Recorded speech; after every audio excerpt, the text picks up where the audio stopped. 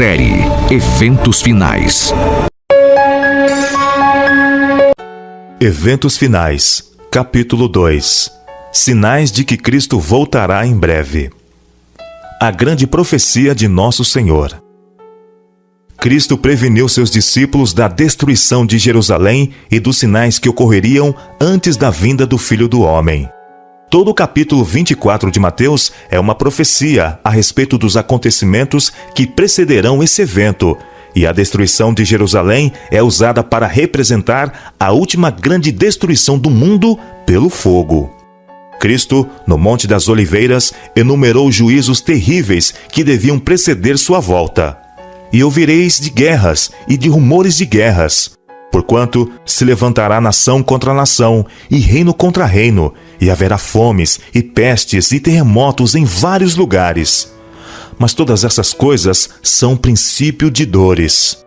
Se bem que essas profecias tivessem tido cumprimento parcial na destruição de Jerusalém, aplicam-se mais diretamente aos últimos dias. Sinais nos céus. Ao fim da grande perseguição papal, declarou Cristo: o sol se escureceria e a lua não daria sua luz. Em seguida, cairiam as estrelas do céu. E ele diz: aprendei, pois, esta parábola da figueira. Quando já os seus ramos se tornam tenros e brotam folhas, sabeis que está próximo o verão. Igualmente, quando virdes todas estas coisas, sabei que ele está próximo às portas. Cristo deu sinal de sua vinda. Declara que podemos conhecer quando ele está perto, às portas.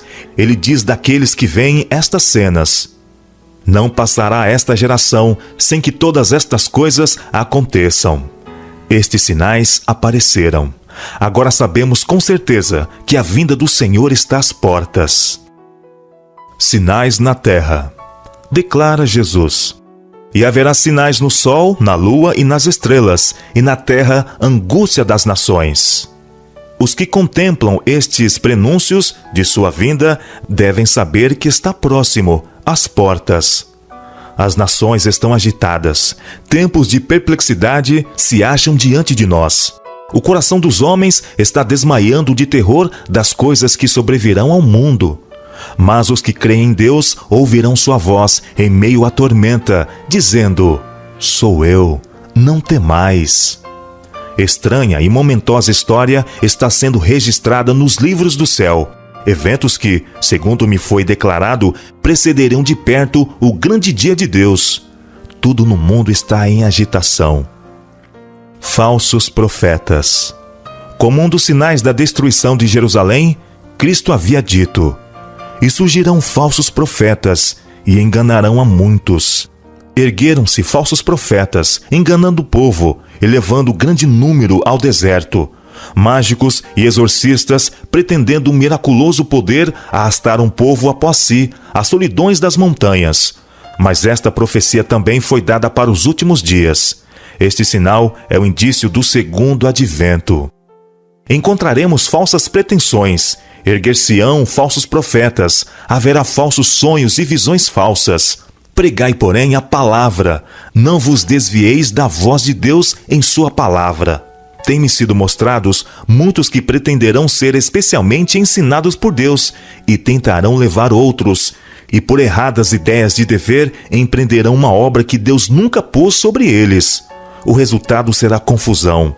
Busque cada um a Deus com mais fervor para si mesmo, para que possa compreender individualmente sua vontade. Uma experiência com um falso profeta. Ontem à noite, um jovem, estranho a todos nós, mas alegando ser um irmão de Vitória, Austrália, veio visitar-nos e disse que queria ver a irmã White. Era de noite e eu recusei vê-lo. Nós o convidamos, porém, a permanecer conosco durante a noite e a tomar o desjejum. Após o nosso costumeiro culto matinal, ao estarmos prestes a nos dirigir às nossas várias ocupações, esse jovem se levantou e, com um gesto autoritário, pediu que nos sentássemos. Ele disse: vocês têm inários? Cantaremos um hino e então lhes transmitirei uma mensagem. Declarei: Se tem uma mensagem, transmita sem demora, pois estamos com muita pressa de remeter a correspondência para a América e não temos tempo a perder. Ele começou então a ler alguma coisa que havia escrito, declarando, entre outras coisas, que agora começou o julgamento dos vivos. Eu prestei atenção enquanto ele prosseguia e disse finalmente: meu irmão, você não está em perfeitas condições mentais. Exponha claramente como a sua mensagem se refere a nós. Por favor, nos diga isso imediatamente. Seu espírito está muito tenso e você compreende mal o seu trabalho. Grande parte do que disse está de acordo com a Bíblia e cremos em cada uma dessas palavras, mas você se acha superexcitado. Por favor, declare o que tem para nós. Ele disse que devíamos encaixotar as coisas e mudarmos imediatamente para Battle Creek. Perguntei por que razão e ele respondeu: para transmitir esta mensagem de que começou o julgamento dos vivos.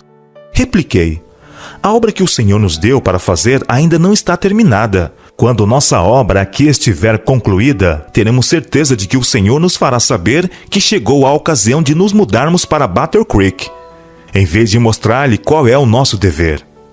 Deixei que o irmão Starr continuasse a falar com ele, enquanto eu reassumia o meu trabalho de escrever. Ele disse ao irmão Starr que quando a irmã White lhe falou tão bondosamente, mas com tanta autoridade, começou a ver que cometera um erro e que as impressões que o haviam incitado tão vigorosamente não eram coerentes ou razoáveis. Embora nossa família seja grande, compondo-se de 10 membros, além de 3 visitantes, decidimos deixar que este jovem fique conosco durante algum tempo. Não podemos permitir que vá ter com pessoas que o tratem asperamente e o condenem. Nem desejamos que repita suas revelações. Queremos que permaneça por um pouco de tempo onde possamos comunicar-nos com ele e, se for possível, conduzi-lo a caminhos seguros. Glutonaria e intemperança. A glutonaria e a intemperança constituem o fundamento da grande depravação moral em nosso mundo.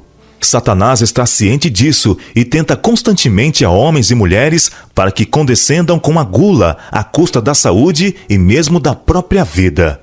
Comer, beber e vestir-se tornam-se o alvo da vida para o mundo. Tal estado de coisas existia antes do dilúvio, e este estado de dissipação é uma das marcantes evidências da breve terminação da história terrestre. O quadro que a inspiração nos deu do mundo antediluviano representa muito verdadeiramente a condição a que rapidamente a sociedade moderna caminha. Sabemos que o Senhor virá muito em breve. O mundo está rapidamente se tornando como era nos dias de Noé.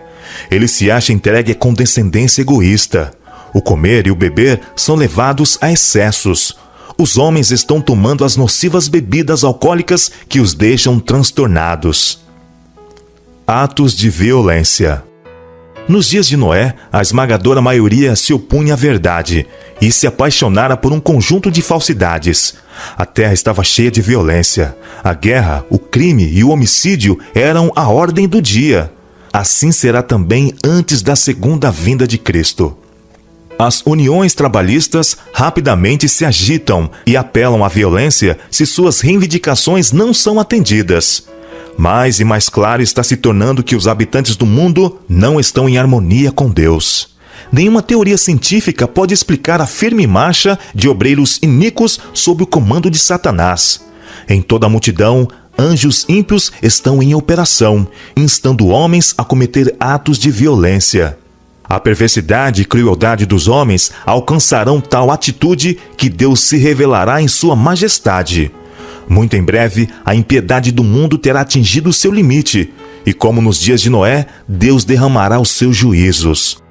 Os terríveis relatos que ouvimos de homicídios e roubos, de acidentes ferroviários e atos de violência, declaram que o fim de todas as coisas está próximo.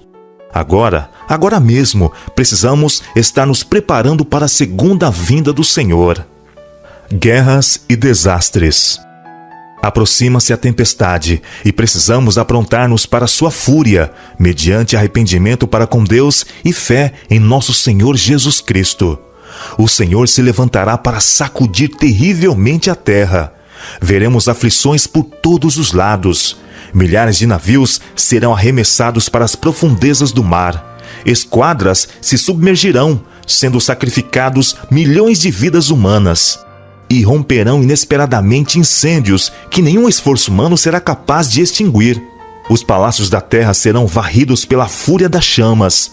Tornar-se-ão mais e mais frequentes os desastres de estrada de ferro. Confusão, colisões e morte, sem um momento de advertência, ocorrerão nas grandes vias de comunicação. O fim está perto, a graça está a terminar. Oh, busquemos a Deus enquanto se pode achar, invoquemo-lo enquanto está perto.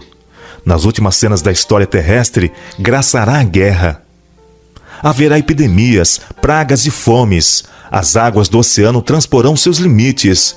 Propriedades e vidas serão destruídas pelo fogo e por inundações. Deveremos estar nos preparando para as mansões que Cristo foi preparar para os que o amam. Grandes bolas de fogo. Na última sexta-feira, pela manhã, pouco antes de acordar, uma cena muito impressionante me foi apresentada. Parecia que eu havia acordado, mas não estava em meu lar. Das janelas, eu podia avistar uma terrível conflagração. Grandes bolas de fogo caíam sobre as casas e destas bolas voavam flechas incandescentes em todas as direções. Era impossível apagar os fogos que se acendiam e muitos lugares estavam sendo destruídos. O terror do povo era indescritível. Depois de algum tempo acordei e vi que estava em casa. Vi uma imensa bola de fogo cair no meio de algumas lindas habitações, destruindo-as imediatamente. Ouvi alguns dizerem: sabíamos que os juízos de Deus sobreviriam à terra, mas não sabíamos que viriam tão cedo. Outros, com acento de voz agoniante, diziam: os senhores sabiam, por que então não nos disseram? Nós não sabíamos. Terremotos e inundações. O inimigo atuou no passado e ainda está atuando. Ele desceu com grande poder e o Espírito de Deus está se retirando da terra. Deus tem retirado sua mão. Só temos de olhar para a Pensilvânia. Ele não impediu que o diabo acabasse com a existência de toda essa cidade. E essas mesmas coisas aumentarão até o fim da história terrestre. A crosta terrestre está dilacerada pelas explosões dos elementos ocultos nas entranhas da terra. Estes elementos, uma vez desprendidos, arrebatarão os tesouros dos que durante anos têm aumentado sua fortuna pela aquisição de grandes posses a preços de fome dos que estão ao seu serviço. E o mundo religioso também será terrivelmente abalado, pois o fim de todas as coisas está às portas. Chegou agora o tempo em que num momento podemos estar em terra sólida, e no outro momento pode ela estar fugindo de debaixo de nossos pés. Haverá terremotos onde menos se espera. Em incêndios, em inundações, em terremotos, na fúria das grandes profundezas, nas calamidades por mar e terra, é transmitida a advertência de que o Espírito de Deus não agirá para sempre com os homens. Antes que o Filho do Homem apareça nas nuvens do céu, tudo na natureza estará em convulsão. Raios do céu, unindo-se ao fogo na terra, farão com que as montanhas queimem como uma fornalha e lancem suas torrentes de lava sobre aldeias e cidades. Massas derretidas de rochas lançadas na água pela sublevação das coisas ocultas na terra farão ferver a água e arremessarão pedras e terra. Haverá fortes terremotos e grande destruição de vidas humanas. Crimes, fomes e epidemias. Satanás está trabalhando na atmosfera, envenena-a, e aí dependemos de Deus quanto à vida, nossa vida presente e eterna. E estando na posição em que nos encontramos, importa estarmos inteiramente alerta, totalmente devotados, de todo convertidos e consagrados a Deus. Mas parece que nos achamos como paralisados. Deus do céu, desperta-nos! Deus não tem impedido que os poderes das trevas levem avante sua nefanda obra de poluir o ar, uma das fontes de vida e nutrição, como um miasma fatal. Não somente é afetada a vida vegetal, mas o homem sofre de epidemias.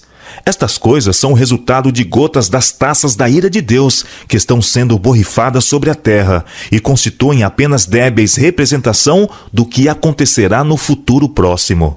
As fomes aumentarão, epidemias arrebatarão milhares de vidas, perigos provenientes dos poderes de fora e de atuações satânicas por dentro estão por toda parte ao nosso redor.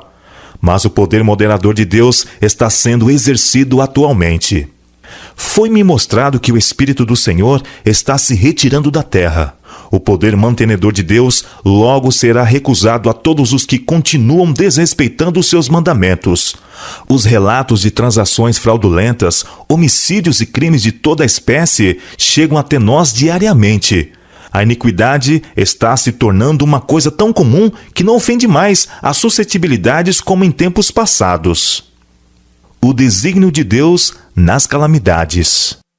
O que significam as horríveis calamidades no mar? Embarcações arremessadas para a eternidade sem aviso prévio. O que significam os acidentes na terra? Fogo consumindo as riquezas que homens acumularam, em grande parte pela opressão dos pobres? O Senhor não intervirá para proteger a propriedade daqueles que transgridem sua lei, violam seu concerto e calcam aos pés o seu sábado, aceitando em seu lugar um dia de descanso espúrio. As pragas de Deus já estão caindo sobre a terra, arrebatando os edifícios mais suntuosos como por um sopro de fogo do céu. Esses juízos não farão com que os cristãos professos caiam em si? Deus permite que sobrevenham, para que o mundo se acautele, para que os pecadores temam e tremam diante dele. Deus tem um propósito ao permitir que ocorram essas calamidades. Elas constituem um de seus meios para chamar homens e mulheres à razão. Mediante atuações incomuns pela natureza, Deus expressará a instrumentalidades humanas em dúvida o que ele revela claramente em sua palavra. Quão frequentemente ouvimos de terremotos e furacões, de destruição pelo fogo e inundações, com grandes perdas de vidas e propriedades. Aparentemente, essas calamidades são caprichosos desencadeamentos de forças da natureza, desorganizadas e desgovernadas, inteiramente fora do controle do homem. Mas em todas elas pode ler-se o propósito de Deus. Elas estão entre os instrumentos pelos quais ele busca despertar a homens e mulheres para que sintam o perigo. Os eventos futuros estão nas mãos do Senhor. O mundo não está sem um governante.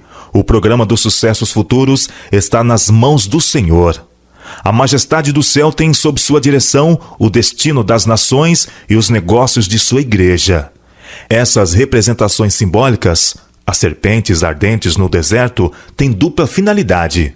O povo de Deus não somente aprende delas que as forças físicas da terra estão sob o controle do Criador, mas também que os movimentos religiosos das nações se acham sob o seu domínio. Isto é especialmente verdade no tocante à imposição da observância do domingo. Na grande obra de finalização, nos defrontaremos com perplexidades que não saberemos contornar. Mas não nos esqueçamos de que as três grandes potestades do céu estão atuando, que a divina mão está posta ao leme e que Deus fará cumprir os seus desígnios. Assim como aquela complicação de semelhanças de rodas se achava sob a direção da mão que havia sob as asas dos querubins, o complicado jogo dos sucessos humanos acha-se sob a direção divina. Por entre as contendas e tumultos das nações, aquele que se assenta acima dos querubins ainda dirige os negócios da terra. Nos anais da história humana, o desenvolvimento das nações, o nascimento e a queda dos impérios aparecem como que dependendo da vontade e proeza do homem. A configuração dos acontecimentos parece determinada em grande medida pelo seu poder, ambição ou capricho. Mas na palavra de Deus, a cortina é afastada e podemos ver acima, para trás e pelos lados as partidas e contrapartidas do interesse, poder e paixões humanos, as instrumentalidades do todo misericordioso, executando paciente e silenciosamente os conselhos de sua própria vontade. A consideração do céu pelas questões da terra. Poupando a vida do primeiro homicida, Deus apresentou diante de todo o universo uma lição que dizia respeito ao grande conflito. Foi o seu intuito não somente abater a rebelião, mas demonstrar a todo o universo a natureza da mesma. Os santos habitantes de outros mundos estavam a observar com mais profundo interesse os acontecimentos que se desenrolavam na terra. Deus tem consigo a simpatia e a aprovação do universo inteiro, enquanto passo a passo seu grande plano avança para o completo cumprimento. O ato de Cristo, ao morrer pela salvação do homem, não somente tornaria o céu acessível à humanidade, mas perante todo o universo justificaria Deus e seu Filho em seu trato com a rebelião de Satanás. Todo o universo está observando com inexprimível interesse as cenas finais da grande controvérsia entre o bem e o mal. Nosso pequenino mundo é o livro de estudo do universo.